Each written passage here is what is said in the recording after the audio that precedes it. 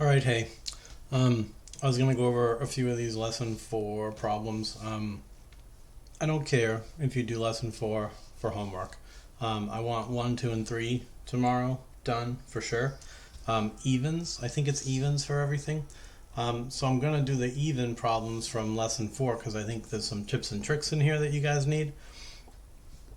But you don't have to get it done. It doesn't have to be complete. But anyway, here goes. Also, some weirdness happened when I tried to turn this thing into a PDF. This thing is missing a sign B. But whatever. We're going to freeze that side anyway, and we're going to work on this side. And we're definitely going to start off by doing the turn everything into sine and cosine trick. You can tell the other side is all sines and cosines, so that's a pretty clear indication that you want to do that. Over here is make everything sines and cosines, and then hopefully we'll land over here. This one takes some doing, but it's okay. It's not too bad. And I circled the entirely wrong side because it's this side that we're going to freeze. And we're going to operate on this other side. Okay, so the first step should be easy. We said we're turning everything to sine and cosine. So leaving this side alone, I'm just going to call it LHS. Left-hand side. And I'm going to just keep bringing that down over and over again. I think I prefer that to the ditto marks. Let's just say left-hand side equals this. It's going to be sine of A over cosine A. And then it's going to be plus sine of B over cosine of B. Then in the denominator you've got a 1 minus the sine of A over the cosine of A multiplied by the sine of B over the cosine of B. Alright, and again, so I've got this big complex fraction. I hope it's obvious that we would want to combine the two terms in the numerator and combine the terms in the denominator, and then hopefully from there we can get our complex fraction to boil down to just a more simple fraction like this. So to do that in the numerator, and you can jump right here as long as you follow this, but we would multiply by cosine of B over cosine of B, and this one would multiply by cosine of A over cosine of A. So what we're going to land on for sure is a fraction whose denominator is cosine A times cosine B, and whose numerator is going to be a sine of A times a cosine of B. Look familiar, by the way. So it'll be a sine of A times a cosine of B. And then we'll be adding to that a cosine of A times a sine of B. Look familiar.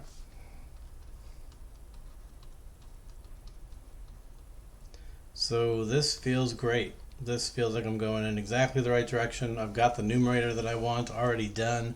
So in the denominator, what am I doing? Well, in the denominator, this 1 just wants to be re-expressed as a cosine A times cosine B. So this 1 will be cosine A, cosine B, all over cosine A, cosine B. And then guess what? That means in the denominator I've got another fraction whose denominator is cosine A, cosine B. And whose numerator is cosine A, cosine B.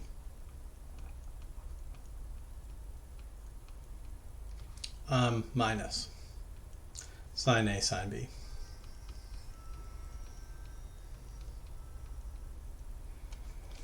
And guess what?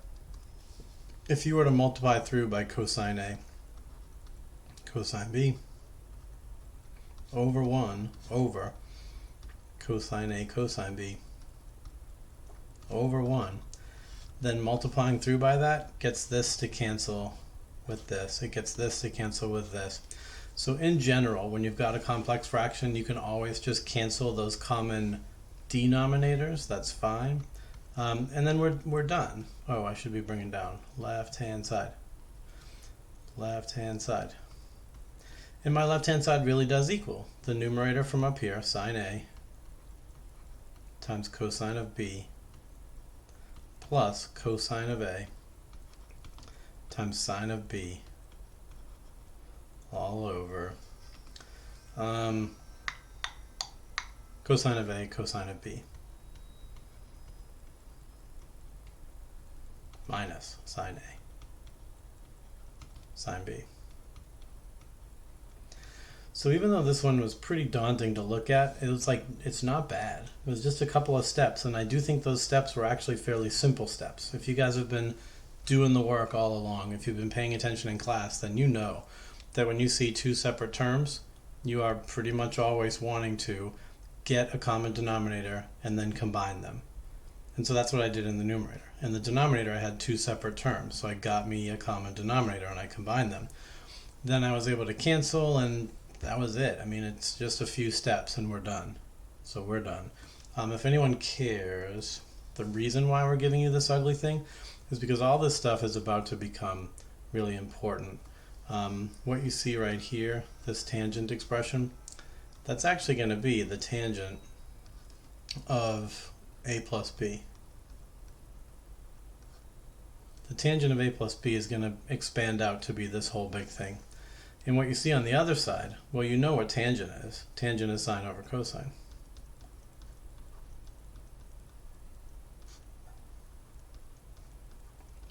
So yeah, as a little bit of foreshadowing, the sine of A is going to turn out to be the sine of A times the cosine of B plus the cosine of A times sine of B.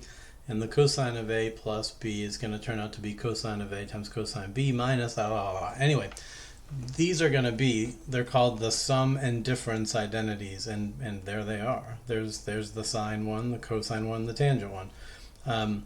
So this whole problem kind of spoils our whole next lesson. Anyway, that's that. Let's do 4. 4 is a good one. I think I did 4. I did 4 for period 8. I don't know if period 1 has seen it. But the trick is, I'm going to definitely hold fast this side. I'm going to work on the more complicated side. And I'm going to do the only thing that it seems like I can do, which is recognize that all of these terms here in this trinomial have a common factor of cosine squared. So I'm going to factor it out. I'd also like to have a cosine squared. I see one over there on my left-hand side. So when I factor out cosine squared, that feels kind of like a step in the right direction. When I factor it out, I'll have a 1 minus 2 cosine squared, because I factored out 2 of them, so of the 4, there's only 2 left. Then cosine to the 4th. And then there's this factor of sine of x as well. Okay, fine. So what I had was 2 factors getting multiplied together. I now have 3 factors getting multiplied together. And it's this middle one that's probably weird for most people. What you have to recognize about this middle one is this is a quadratic equation because it follows that pattern of basically no variable and then a variable that is squared and then a variable that's to the power of 4. Again, maybe you don't recognize it, but if I had like ax to the 4th plus bx squared plus c, it's not really about the powers being literally squared and then 1 and then nothing. Hopefully your teacher talked to you about how all that really matters is the powers just have to be in a ratio of 2 to 1 to 0. So if I doubled all this and had powers of 4, 2, and 0, that's a factorable quadratic-like expression. I could have a 6 and a 3 and a 0, and that would still factor like a quadratic. I would wager that you're not super comfortable factoring it, so I'm not going to make you, at least not in the form that it's in. So what I would do, and you don't have to do this, this is just something we do to kind of simplify the process, but let statements are back. Why don't we let u equal cosine squared? Because then we could re-express, by the way, we could re-express this as a u, but there's no point. I'm just going to leave that as cosine squared. It's the terms of this quadratic thing that I want to see in a simpler light, so I'm going to write that as 1 minus 2u plus u squared. And then that's going to feel easier to factor now. So when I factor it, I'll bring down my cosine squared. Now when I factor this, it's going to be a 1 minus a u times another 1 minus u. Again, how do you know that? Are you that uncomfortable with this that you need to actually like reverse it?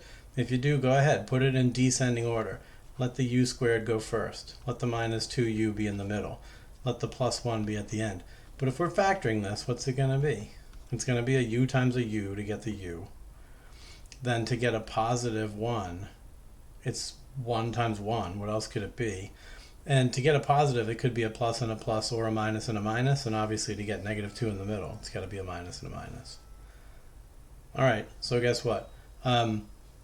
If I were to change this around, if I were to make it 1 minus u, then technically there is a rule that says when you flip the order around subtraction, it does become the opposite of what it was. So that would generate a negative. But you flip this one too. So that would generate a negative. And then those two negatives would cancel out. We would be getting the same thing from that. So there, if we're factoring this thing sort of backward, you're still factoring the same way. How do you get a 1? 1 times 1. What else could it be? How do you get a u squared? It's a u times a u. What else could it be? And how do you get negative 2u in the middle? It has to both be minuses, right? But there you go. There's that middle thing factored. Then, of course, we've got this factor of sine x also that's still tagging along with us. This should all be purple. And I should be bringing... I'm getting lazy. Don't be like me. Be like I told you to be. Bring down this LHS, left-hand side. The ditto marks are fine. Writing the function is fine. But give me some indication that it's still an equation, not just a expression. All right, left-hand side. All right, again, all this stuff was just kind of side work. If you want scrap paper, by the way, to just be trying things like this off to the side until you get it right, then please do. That'll keep your work a lot neater if you're sort of experimenting on the scrap paper, and then you bring your final answer to your actual quiz and transcribe it. So anyway, where are we? Let's go orange. Let's go left-hand side equals. I know that's not orange. Okay, so the cosine squared comes down. At this point, I would substitute back in for the u's. So this is a 1 minus cosine squared. And since there's two of them, I'm just going to express it as 1 minus cosine squared. And then there's still this factor of sine x. So all the action's happening in the middle. This cosine squared just keeps following us down. This sine x just keeps following us down. But the middle is where we keep making our changes. But guess what? We're pretty close to done now because the left-hand side equals, this is a cosine squared. Surely at this point you recognize 1 minus cosine squared as a Pythagorean identity. That's going to be sine squared. And it's still squared. So we're here now. Which brings us to a left-hand side. That should be equal to a cosine squared. And then sine squared is sine to the 4th. And I am going to take my time and, pretty obviously this is going to be sine to the 5th, but let's savor the moment. Because guess what? Guess what was on our right-hand side? A sine to the 5th times a cosine squared. And right now is the moment where we realize that, yeah, we did it. We've got 5 sines, so that's a sine to the 5th. And we've got our cosine squared. So this is where we triumphantly throw a box around this final step, put a check mark over the equal sign, whatever you do to celebrate. Celebrate because we did it. And this one was, not easy. This one was a little bit tougher. Why was it tough? I don't know. What were the steps that felt new here? It might feel new to you just to be factoring out a GCF. But if I've got cosine squared and it's common to all these terms, you're going to want to get it out of there. It might open your eyes to something else. I don't think we've seen us have to factor before. Certainly not. But this is a factorable trinomial. So you factor it. And then once you do factor it, then you're open up to that Pythagorean identity. You can make that change. Again, if anybody super has no idea what's going on at all, then how did we get this? Well, if you don't know that sine squared plus cosine squared is 1, I literally just can't help you. You haven't been paying attention at all. That's the Pythagorean identity. It's the Pythagorean identity from which we developed all the others. And we talked about how you can push these terms around. So you better not only be able to recognize that sine squared plus cosine squared can be replaced by a 1. It works lots of other ways too. 1s can be replaced with sine squared plus cosine squared. And of course I could subtract cosine from both sides to generate an identity where the sine squared is equal to 1 minus cosine squared. And you better recognize that. You better see that when you see this, you can say sine squared instead. That's why I was able to move from here to here.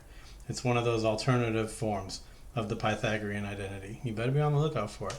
And sometimes you might want to go the other way. Sometimes you might want to take sine squared x and turn it into the binomial 1 minus cosine squared x. If you have a sine squared, but the other side is telling you that you'd really rather have cosines, then try doing that change. Maybe that change is what you want. All right, I'm going to be quiet about this, and I'm going to move on to 6, which looks vaguely similar. I'm pretty sure I would start the same way. Again, if you guys haven't done this, don't just watch me do it. Okay, pause the video and try it yourself, please, for the love of God. Did you pause? All right, so here's what we'll do first. Pause and figure it out. Tricked you. All right, if you didn't pause, you're missing out. We're going to freeze this side, and we're going to recognize that over here, we can do the exact same thing we did in the previous problem, right? We saw a bunch of cosine squares that were common, so we factored out cosine squared.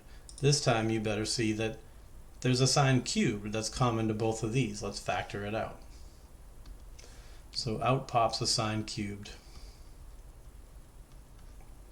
And when I factor it out, I'm left with 1 minus sine squared. And of course, an extra factor of cosine. Now looking at what we want, I've got a sine cubed, I want a sine cubed, I've got a sine cubed. All the rest I want to be cosines. And guess what? This is cosine. 1 minus sine squared is cosine squared. That's a Pythagorean identity. So we're done. This problem should have actually been pretty easy. Our left-hand side is going to be the sine cubed that we factored out, then a cosine squared. We've got that extra factor of cosine, which is going to kick us up to cosine cubed. So it's over. Our left-hand side is supposed to equal sine cubed times cosine cubed, and it does. So we did it. That's it. Pretty simple one. Simple compared to the previous one, right? Like obviously if I was rewriting this packet, I think we're going to make number 6 the new number 4. Number 4 can be the new number 6 if we're trying to go in order of difficulty. I guess I should just point out, by the way, I know I said this, but I'll say it again. Where am I? Not the right place. Okay. But you guys have a whole worksheet. Can you see what I'm doing? No, it just looks weird to you. That's fine. But here's all the problems from the lesson. And I know I said you don't have to do them all, but you might want to just look. If you had trouble with 4, then look at 5. There's another factorable quadratic right there. So if you wanted a little more practice, then in addition to doing the evens, do the odds too. Usually there's another question that's pretty similar to the one before it. So if you want more practice, just do the other ones, right? Do the evens, do the odds. All right, after 6 comes 36, because we jump ahead a bunch. This one, for sure, is a lot like something that could be on the quiz, so you better be comfortable with it. As I look at it, I mean, you should absolutely be looking and thinking that over here on the right-hand side, there's just the one term. And over here, there's 2 terms. So how do you take 2 fractional terms and combine them into just one term? That's where we got to get to. Well, it's going to take a common denominator, isn't it? And that common denominator is going to be just the product of these two denominators. So immediately you kind of know that you're heading towards whatever 1 plus sine x times 1 minus sine x is. That's going to be our denominator. And we know that to get there, we'll be doing cosine times 1 minus sine. How slowly do I want to do this? Not that slowly, but okay. I'll show it as cosine times 1 minus sine. And plus, this cosine is going to be getting multiplied by the 1 plus sine x. So it's cosine x times 1 plus sine x. And we would pretty quickly land here from the first step. So this is right-hand side, by the way. Obviously before I was writing left-hand side. Now that we're working on the left-hand side and leaving the right-hand side alone, we could write right-hand side. But you know what? This one actually is very simple. So maybe just write it out. You have to be pretty lazy to be unwilling to write 2 secant x. So write it. All right, so now what? We need to distribute the cosines. So we get cosine x minus cosine x times sine x isn't anything. So you just literally write cosine x sine x. Just put them right next to each other. That's all one factor. Well, it's 2 factors, 1 term. That is 1 term with 2 factors. All right, then we get plus cosine times 1 is cosine. And the cosine distributes onto the sine, so we get plus cosine x sine x. And in our denominator, you can probably tell that we do want to FOIL this out, because if we do FOIL it out, we'll get 1 minus sine squared.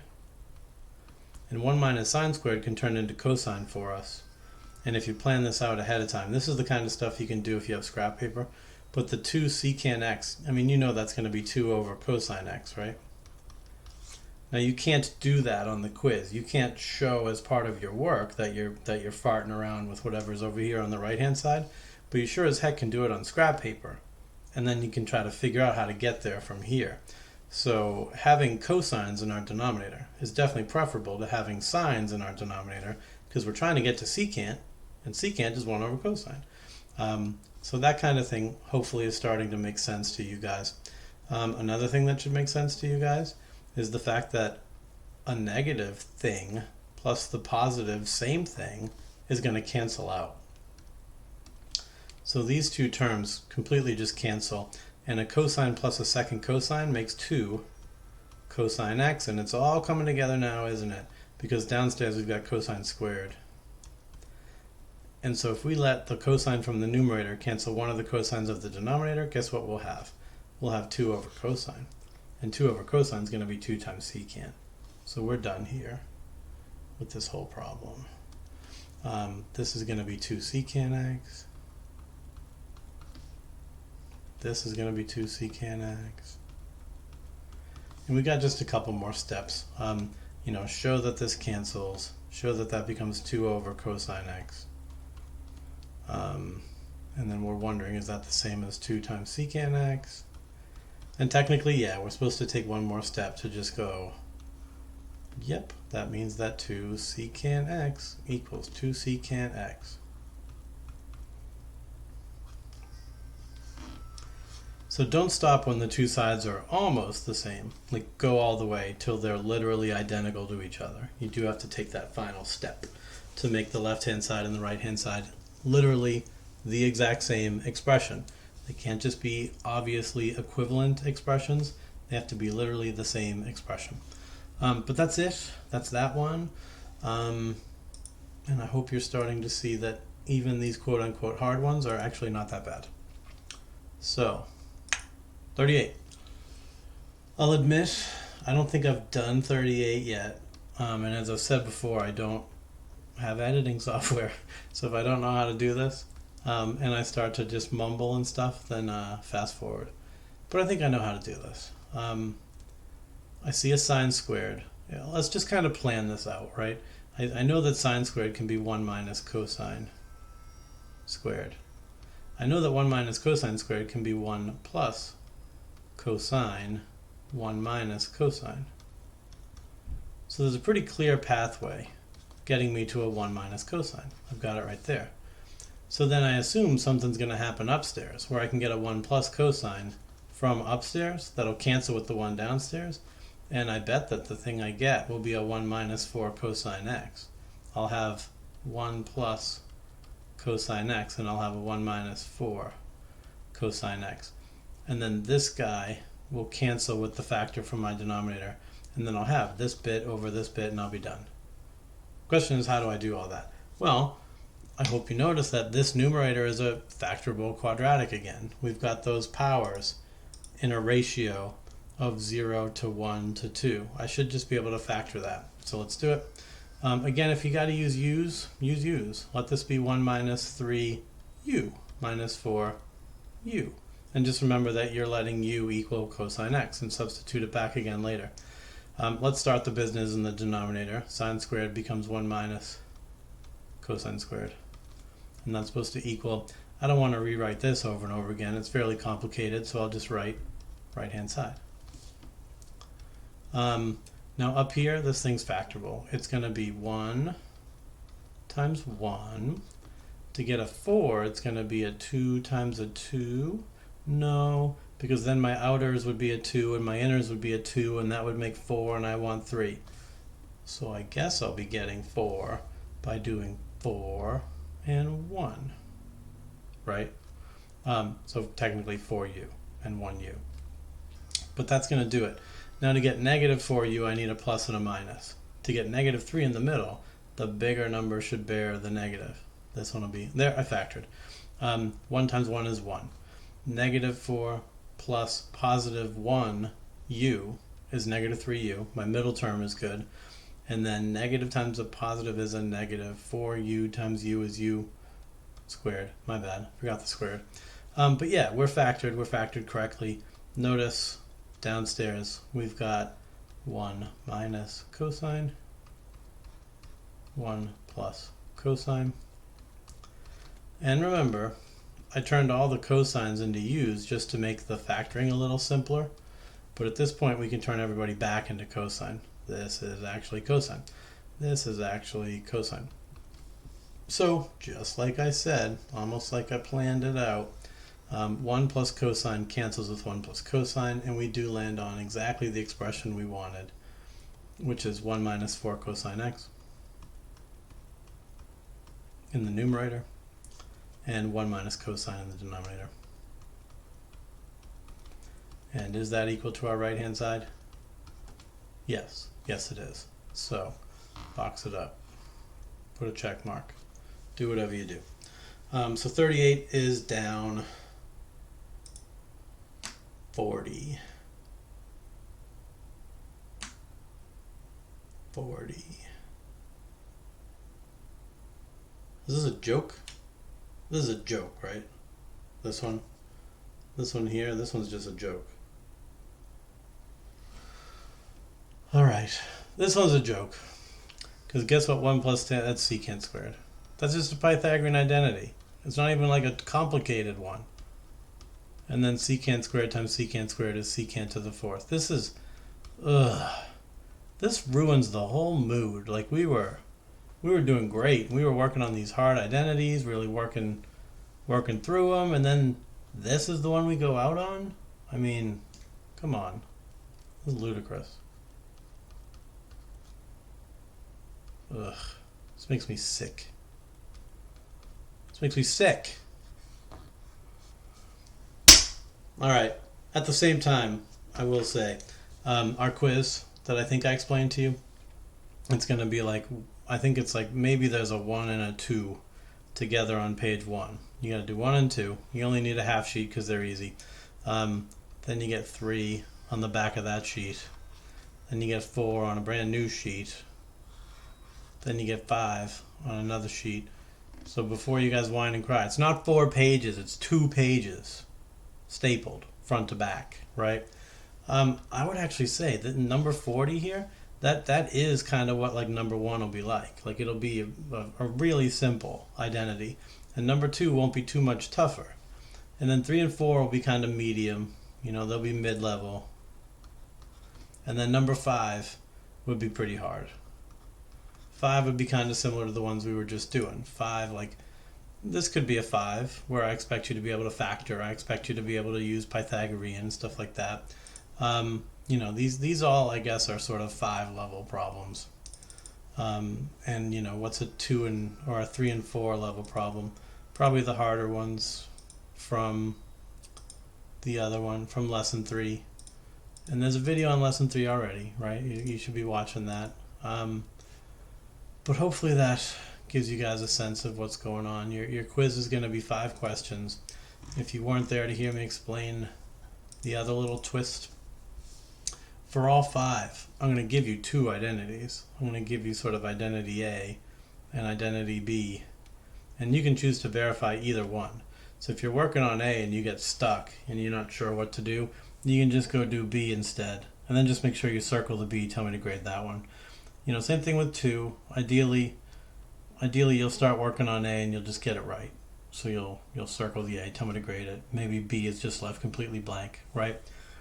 But again, hopefully that might put your mind a little bit at ease too, and given that if you're given an identity that you just have sort of a mental block, you can't see a pathway to the end. Well, there's another one. There's a different one that maybe you have a little more luck with. Maybe for some reason it resonates with you differently and you see exactly what to do. So if you can't do A, you know, try it. But if it's holding you up, then do B instead. I think it's just like 2 columns, right? You do one or the other. But that's what you guys are expecting when you walk in. What am I expecting when you walk in? I'm expecting you to have homework 1, homework 2, homework 3. You probably should have homework 4 done. If you're watching this video, you should, because I just did the whole thing. But homework 4 is sort of optional. I don't want it. I don't really want it. I just want these 3. And that's fine. If you did those 3, then that's great. All right, again, as always, I hope this was helpful. If you have questions, if you have a question, throw it into the comments. If you're watching on YouTube, right? If you're watching on YouTube, throw the question into the comments. I'll see it. I do check. I like to watch my views go up. I like to know that you guys are out there actually studying. So if you put it into the comments, I will pretty likely see it and try to respond to you quickly. Anyway, good luck. Peace.